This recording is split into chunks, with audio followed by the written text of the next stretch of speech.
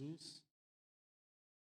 Convidá-los a abrirem suas Bíblias, Êxodo capítulo 20, versículo 14, aos nossos irmãos e amigos que estão nos assistindo e estão também nos visitando hoje. Nós estamos fazendo a exposição dos 10 mandamentos. É a ética de Deus para o seu povo. Esse texto que nós vamos expor é o 7º mandamento.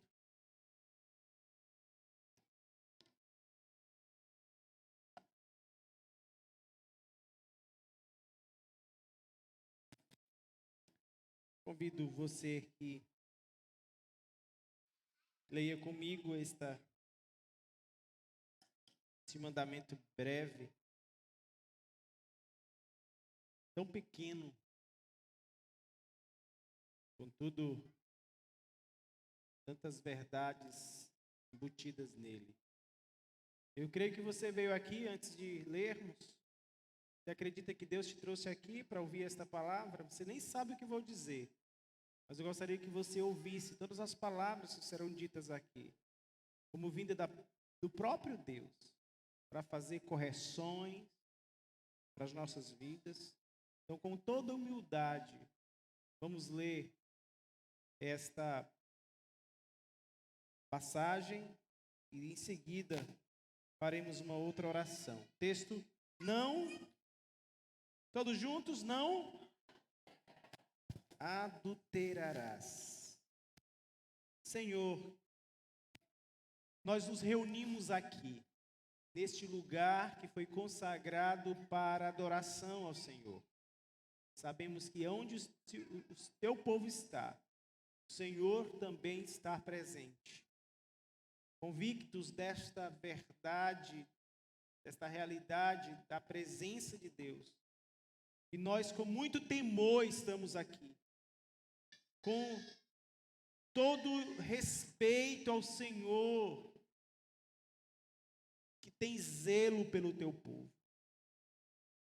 Fala ao coração do teu povo, no meu coração e no coração dos meus irmãos. Dar-nos humildade para avaliarmos em que temos pecado contra o Senhor. E nos dê disposição para obedecer à voz do nosso Deus. Nós aqui oramos, pedimos a tua ajuda em nome de Jesus. Amém.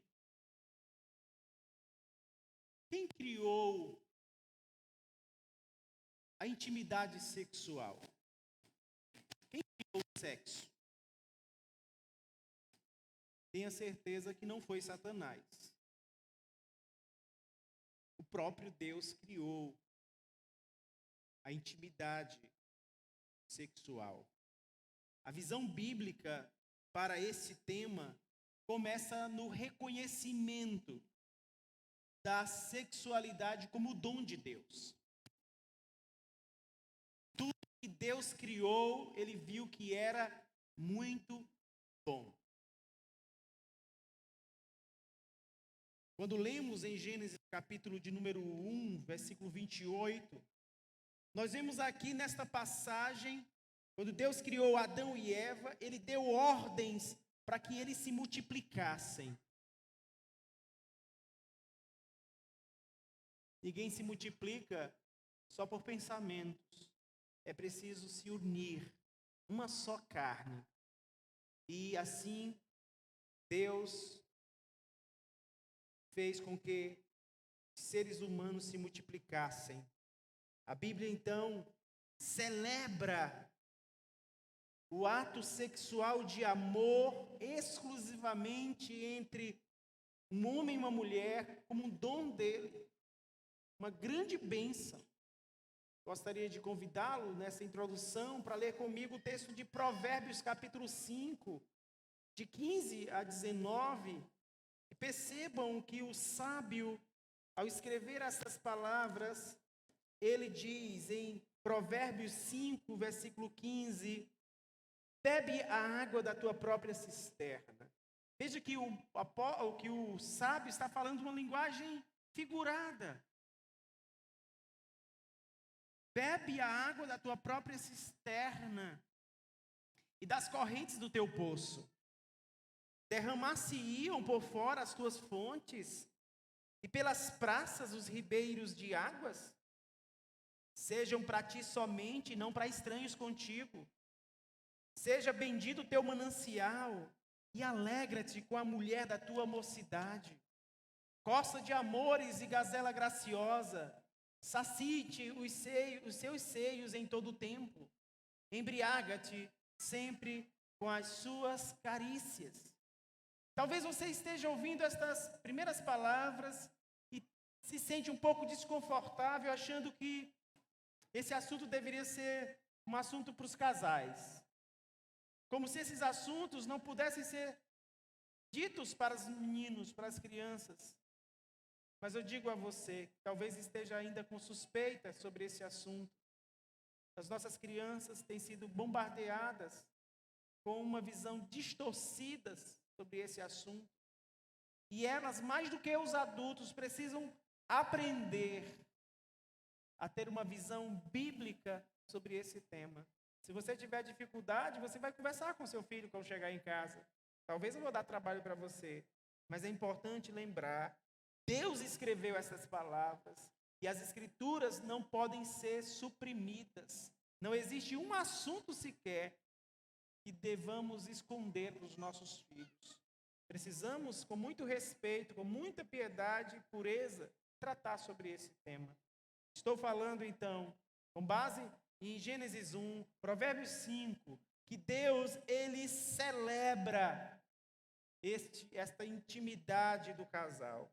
Qual era a visão tradicional da Igreja Católica? A visão tradicional da Igreja Católica, com respeito à intimidade do casal, ela é utilitária.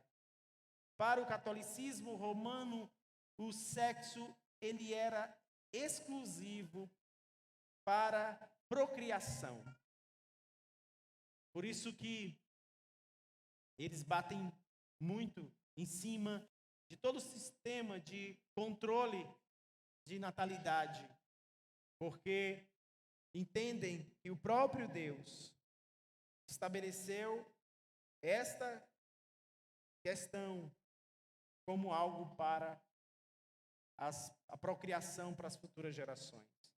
Mas a igreja evangélica tem uma visão diferente sobre esse tema, sexualidade. Para os evangélicos, o sexo não é apenas para procriação, mas também para recriação. O sexo, ele não é apenas para procriar, mas também para trazer prazer, alegria e amor. E é por isso que o próprio Deus estabeleceu o 7º mandamento para proteger esta alegria, esta grande bênção que é a sexualidade ou sexo. Foi para isso que ele estabeleceu o 7º mandamento, para proteger esta grande bênção. Então, o que diz o 7º mandamento? Não adulterarás. Então, eu começo dizendo, ou explicando o que é adulterar. Adulterar, nesse contexto, significa ser infiel ao cônjuge. É praticar um ato de intimidade não permitido pelo Senhor, um ato fora do padrão que Deus estabeleceu em sua palavra, que é os laços de aliança do casamento. Infidelidade, portanto, é um tipo de rompimento dos laços matrimoniais. O adultério, irmãos, ele é muito sério. Ele foi tratado com tanta seriedade que aquele que era pego no adultério, no Antigo Testamento, ele era apedrejado, seja homem, seja mulher, diz o texto de Levítico 20:10. Seja homem, seja mulher, se um homem adulterar com a mulher do seu próximo, será morto o adúltero e a adúltera.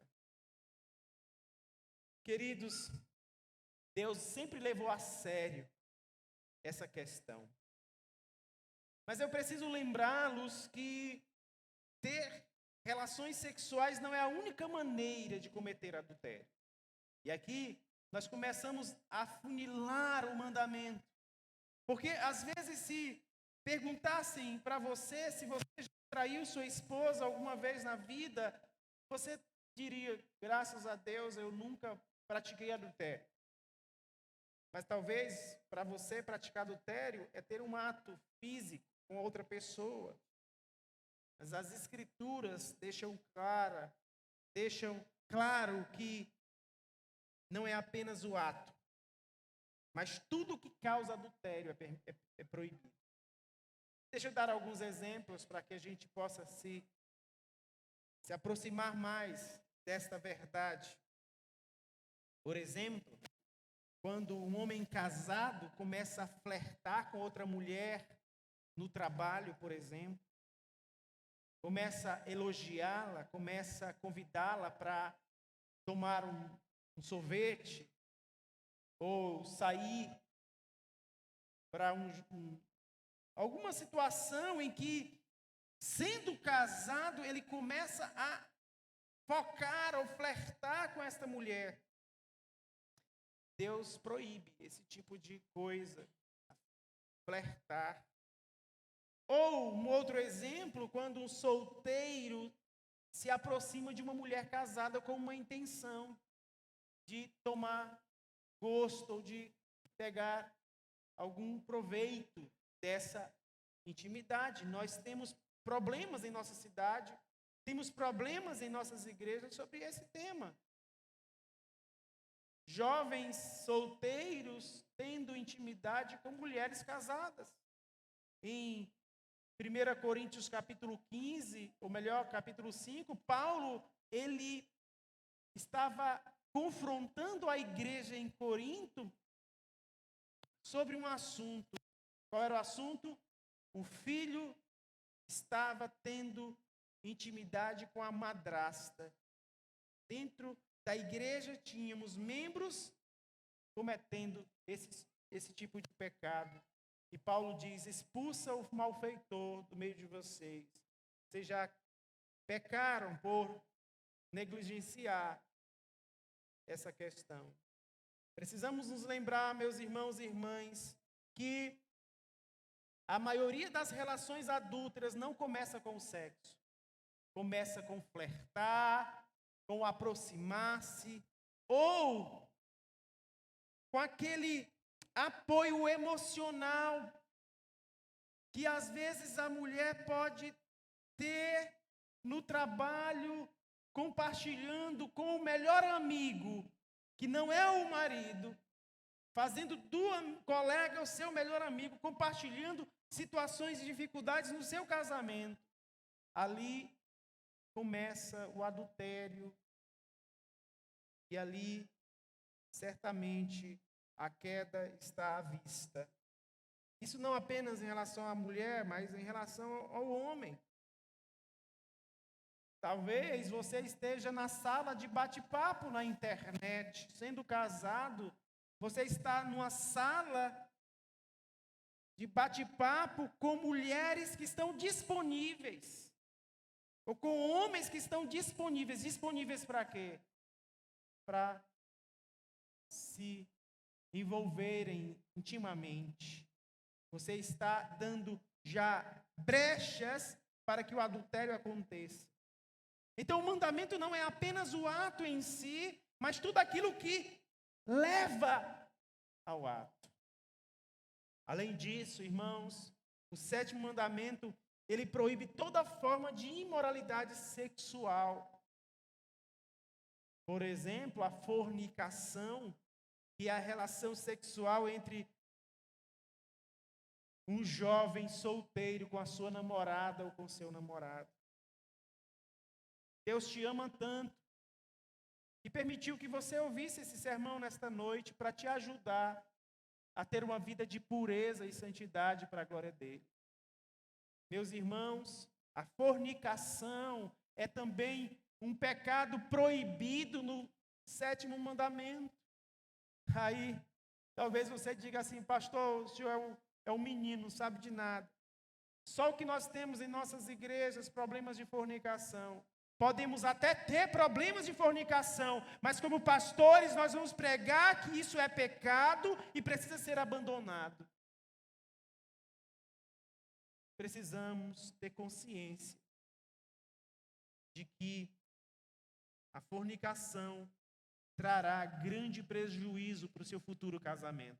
Se você é namorado ou namorada, e vocês estão tendo intimidade sexual, eu quero dizer a você nesta noite, pare imediatamente, porque senão isso trará comprometimento ao teu futuro casamento. Nós temos testemunhos de pessoas que tiveram intimidade antes de casar. E depois que casou, o marido não respeitava, a mulher não respeitava o marido, porque já se desrespeitaram no passado. Mas, irmãos, o que mais é proibido com base no 7º mandamento? A prostituição é proibida. O que é a prostituição? A prostituição é você usar seu corpo, não apenas para vendendo, tirando proveito financeiramente. A prostituição é simplesmente você viver em impureza, tendo intimidade com vários parceiros ou parceiras, sem nenhum compromisso. Além da prostituição, nós temos o relacionamento homossexual. O homossexualismo é proibido à luz do 7º mandamento. Deus proibiu que um homem tivesse intimidade com outro homem.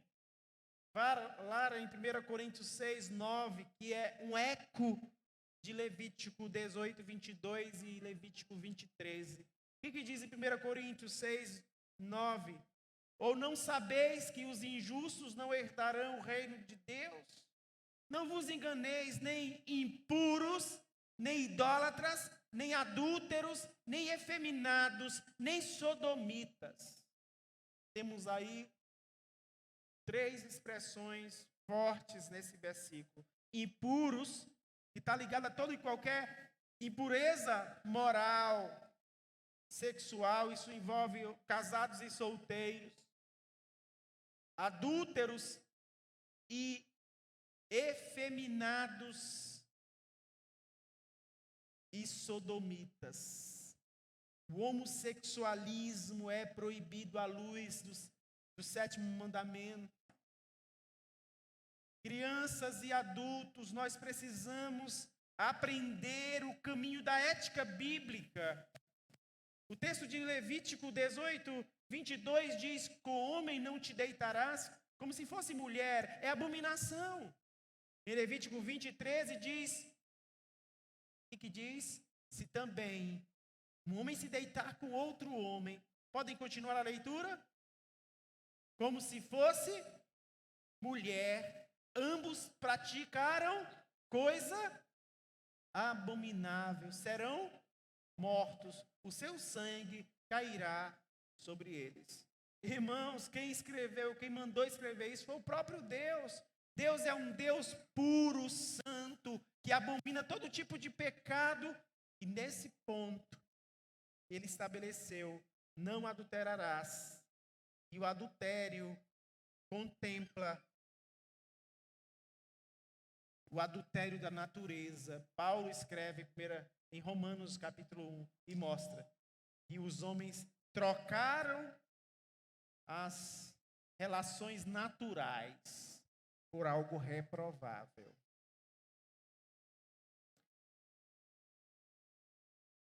Também temos que lembrar, meus queridos, que Deus proíbe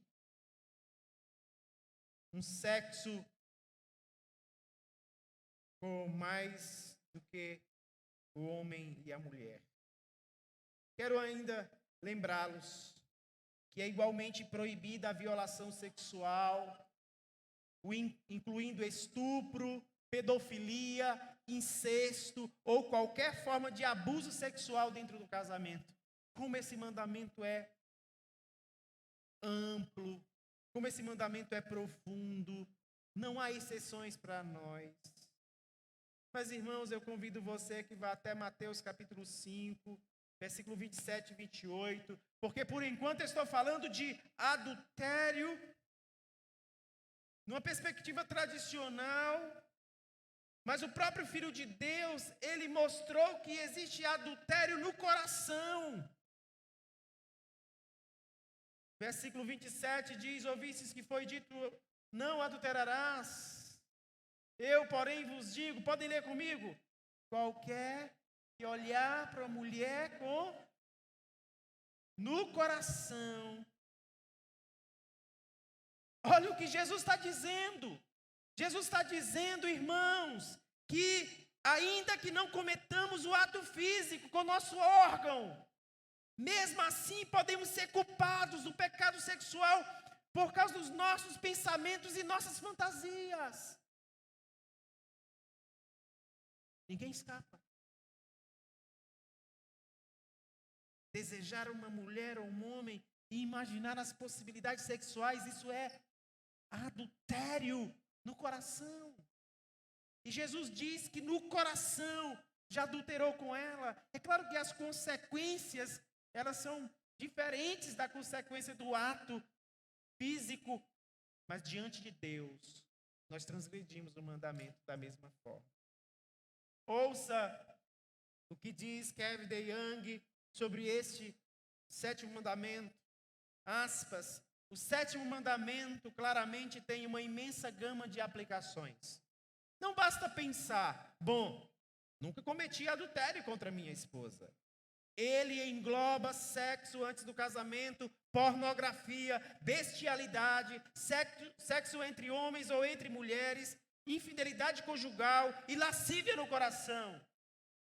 Quando o tema é o sétimo mandamento, ninguém pode dizer que está totalmente preparado.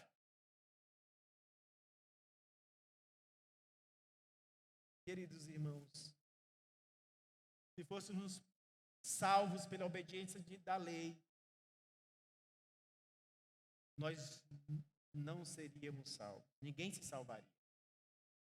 Porque todos nós já pecamos esse mandamento. Seja em palavras, seja em ações, seja em pensamentos. Aqui inclui pensamentos, leitura de livros, imagens. Uma delas é a pornografia. A pornografia, meus irmãos, vocês que estão nos ouvindo nesta noite, ela é uma infecção poderosa e mortal na igreja hoje. A maioria dos homens pratica pornografia hoje. E a igreja não está isenta desse problema. Então nós poderíamos não falar, porque seria talvez melhor não falar, porque incomodaria menos as pessoas. Mas nós não fomos chamados para agradar as pessoas. Nós somos chamados a confrontar seus pecados, para ajudá-los a fugirem do pecado e se refugiarem em Jesus. Não é uma pregação popular, não é uma pregação que tenhamos prazer em ouvir, mas precisamos ouvir. Porque, vez após vez, nós somos deparados com a pornografia em nossos celulares, em nossos notebooks. E a pornografia, ela é mortal. Nós temos problemas conjugais por conta da pornografia. Nós temos problemas homossexuais por causa da pornografia. Nós temos problemas diversos por conta desta infecção chamada pornografia. A pornografia denigre a mulher. A pornografia danifica relacionamentos e destrói a capacidade espiritual do homem de liderar. nós temos um exemplo muito forte de Davi com Batseba. Se você compartilhar ou acompanhar comigo em 2 Samuel 11, 2, versículo 2, versículo 3, versículo 27, você vai perceber que Davi foi surpreendido com a pornografia. Não nesse modo contemporâneo, mas ao modo antigo. Uma tarde, levantou-se Davi do seu leito e andava passeando no terraço da casa real. Dali viu uma mulher que estava tomando banho. Era ela muito formosa. Versículo 3 diz: Davi mandou perguntar quem era. Disseram-lhe: é Batseba, filha de Eliã e mulher de... Ela era uma mulher casada. O rei sabia do 7º mandamento. O rei era responsável por cumprir a lei de Deus. O rei sabia que era proibido esse tipo de pensamento, de intenção. Sabe o que ele fez? Versículo 27. Diz que, passado o luto, Davi mandou buscá-la e a trouxe para o palácio. Tornou-se ela sua mulher, lhe deu à luz um filho. Porém, isso que Davi fizera foi mal aos olhos do Senhor. Mas antes disso, Davi cometeu adultério. Como foi que começou o adultério? Como começou? Pelo que ele viu. A pornografia, ela é fatal no casamento. Se você que está me ouvindo pela televisão ou pela internet, você que está aqui presente conosco, eu quero lhe encorajar. Abandone a pornografia imediatamente. Ela causa grandes danos à saúde espiritual das pessoas.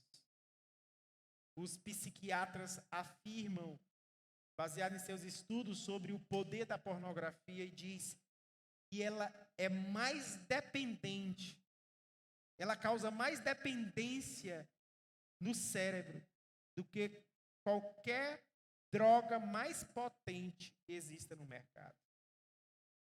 Ela escraviza. Eu digo para você que está me ouvindo hoje, esteja sofrendo.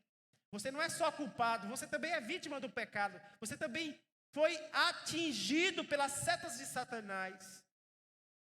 Eu digo para você, tem saídas para você. Tem jeito. Tem solução. E a única que nós podemos apresentar é você se satisfazer em Cristo. Buscar a ajuda dele. Clamando para te libertar desse ídolo chamado hedonismo.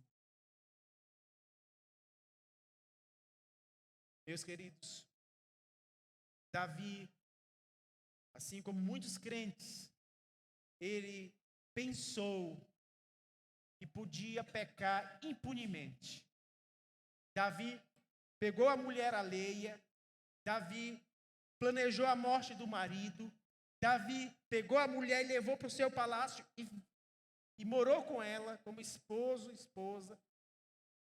E ele achou que Deus estava simplesmente no céu, distante, não viu o que ele fez. Davi estava muito enganado, assim como muitos membros da igreja estão enganados, achando que Deus não está vendo o seu pecado. E o que aconteceu? Davi se envolveu em fantasias sexuais, como muitos de nós se envolvem olhando para a pornografia. O que acontece? Davi teve uma família destruída por causa do adultério. Teve estupro na casa de Davi. Um irmão, meio-irmão, estuprou sua irmã, sua meia-irmã. Teve incesto, está ligado a isso. fratricídio. Morte, matar o irmão matando outro irmão. Teve isso na casa de Davi. Começou por onde? Pelo pecado do adultério. Irmãos, você acha que vale a pena? Você está disposto a perder a sua família para satisfazer os prazeres do pecado? Irmãos, o adultério é como uma droga que você usa, tem prazer no momento, mas logo em seguida precisa usá-la novamente. Ela é escravizadora, essa droga. E ela destrói não somente a sua vida, mas destrói a vida da sua família, dos seus filhos. Como disse o pastor Vilmar Nascimento na sua pregação, da última vez que o vimos, ele pregou aqui nesse púlpito, ele disse que você é um assassino quando você adultera. Você é o assassino da sua família. Você que está me ouvindo aqui presente, lembra do seu pai? Ou da sua mãe? O que ele fez, o que ela fez no passado que até hoje respinga nos seus netos? Porque adultério assassina a família. E a igreja não pode ficar silenciosa diante dessa miséria que existe em nossas comunidades. A liderança não pode se calar diante do assassinato de muitos casamentos.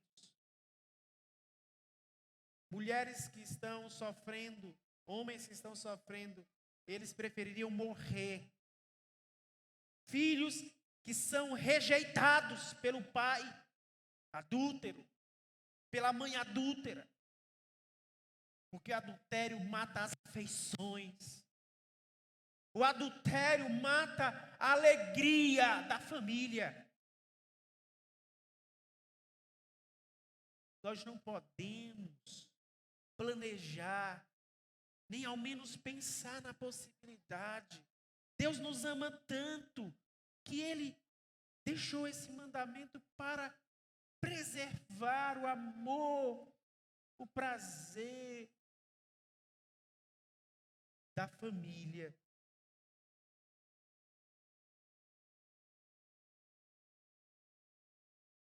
Mas eu quero dar uma boa notícia no caso de Davi.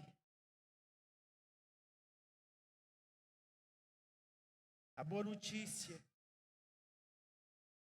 foi uma coisa boa que Davi fez. Ele confessou seu pecado. Deus amava tanto Davi que mandou um profeta para confrontá-lo. Deus mandou o profeta. Qual é o nome do profeta? Natã. O profeta Natã foi ter com Davi, confrontar o rei, dizer para o rei: você pecou. E pensa que a confrontação, a repreensão é coisa ruim. Deus está te confrontando agora, você que está aqui, ou você que está ouvindo essa pregação pela internet. Deus te ama tanto, que permitiu que você estivesse aqui ouvindo essa palavra para que você abandonasse esse pecado. Deus mandou Deus mandou Natã para Davi. E Davi confessou seu pecado. Porque Deus amava Davi. Por isso ele confrontou. E quando o pecado foi exposto, Davi sabia que era culpado. Pequei contra o Senhor, disse Davi. Pequei contra o Senhor. Disse Natã a Davi, também o Senhor te perdoou o teu pecado. Não morrerás, é o que diz aí em 2 Samuel 12:13.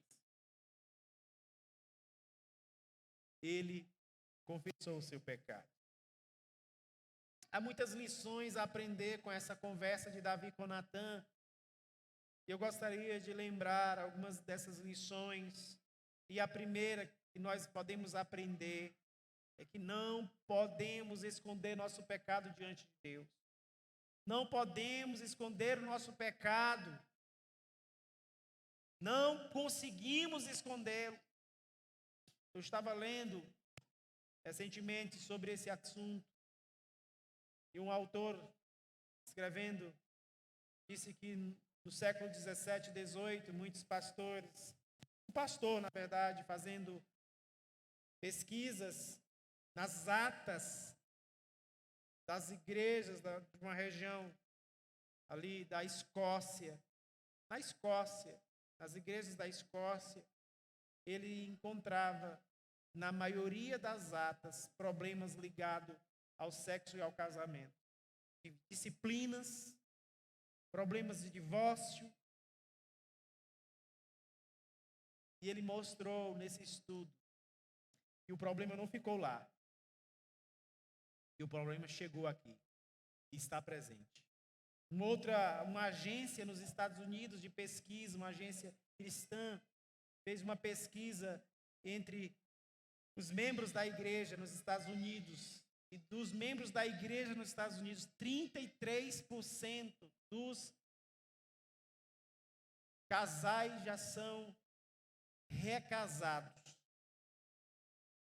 Tiveram problemas no seu casamento anterior.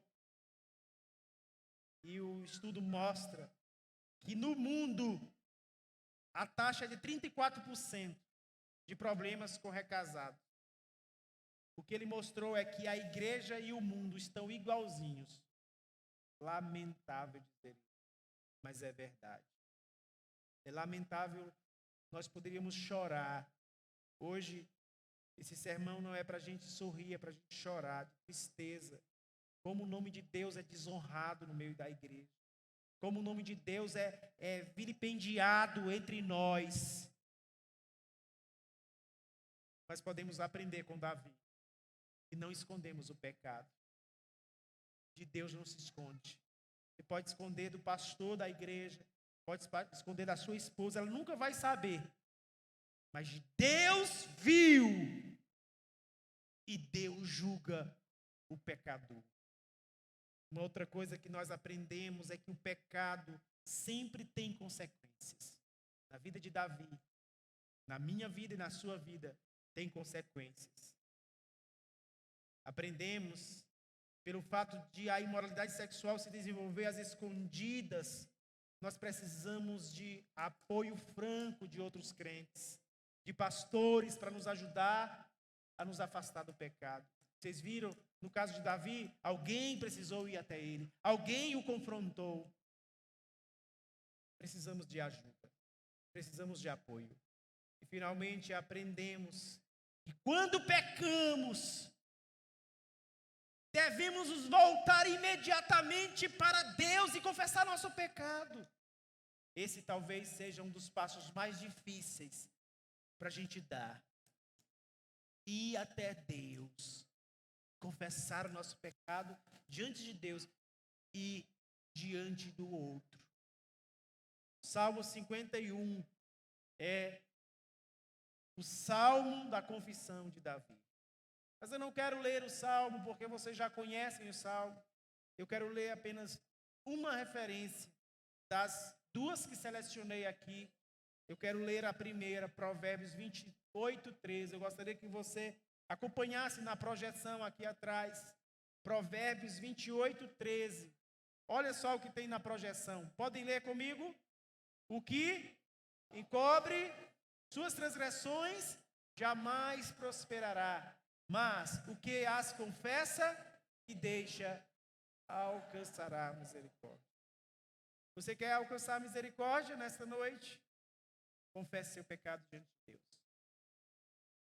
Irmãos, a igreja não vai avançar enquanto ela não ser purificada desse pecado gravíssimo em seu seio. É claro que nós não vamos conseguir eliminar todos os pecados da igreja até que Cristo volte. Quem faz essa obra é o Espírito de Deus. Mas nós precisamos estar nos limpando diariamente, olhando no espelho da palavra e vendo os males que existem em nós. E confessando diante de Deus e diante do nosso próximo. naquilo que é cabível. Porque se nós confessarmos e deixarmos, Deus nos dará graça e misericórdia. Deus nos dará misericórdia.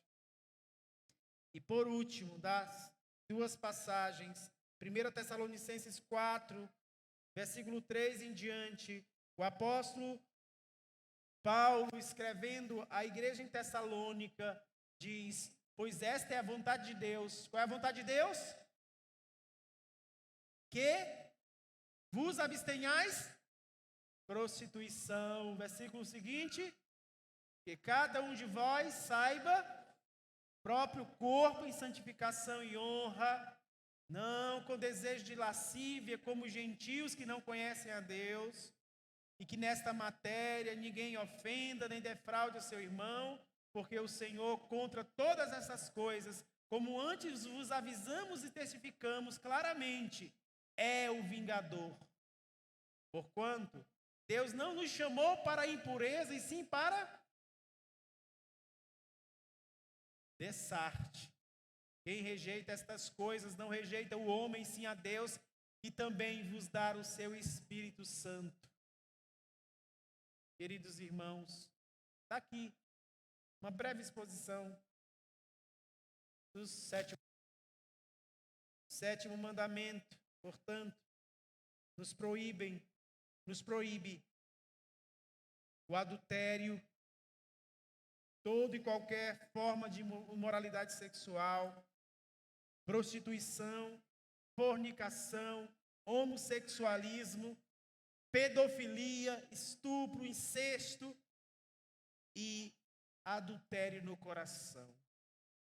Como vamos escapar de todas essas coisas?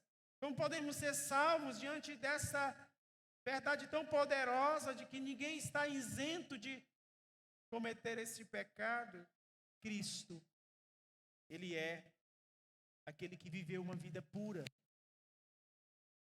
Ele não viveu uma vida pura apenas para nos dar exemplo. Ele viveu uma vida pura no lugar de impuros. Ele sangrou no lugar de impuros, para que não mais vivamos na impureza, e sim em santificação. Corra para Cristo.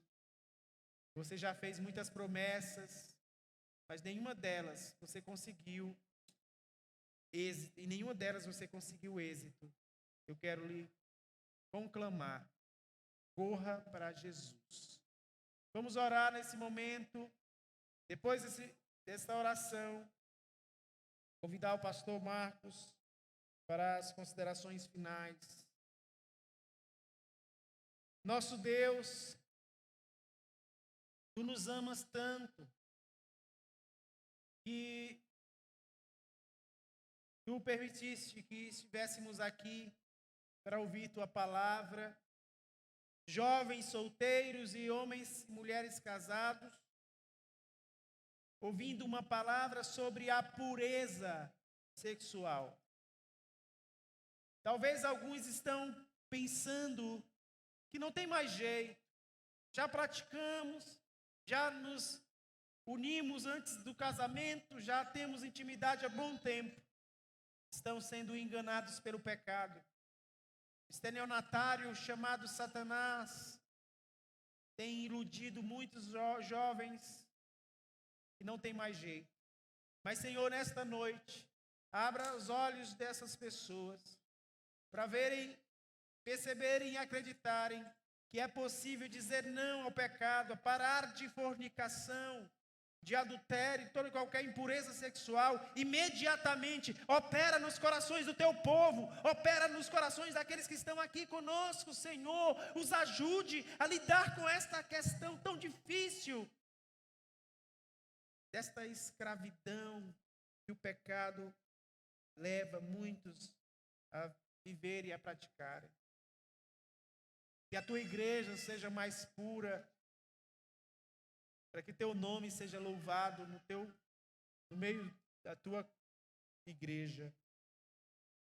Assim nós oramos, pedimos a tua ajuda, porque ninguém, nem eu, nem os meus irmãos estamos isentos de praticar a imoralidade sexual. Aqueles que estão sendo tentados, nos ajude dando escape. Aos descarados, que o Senhor os confronte. Aos impuros, que o Senhor os leve ao arrependimento, para que eles não sejam condenados eternamente. Em nome de Cristo nós oramos, amém.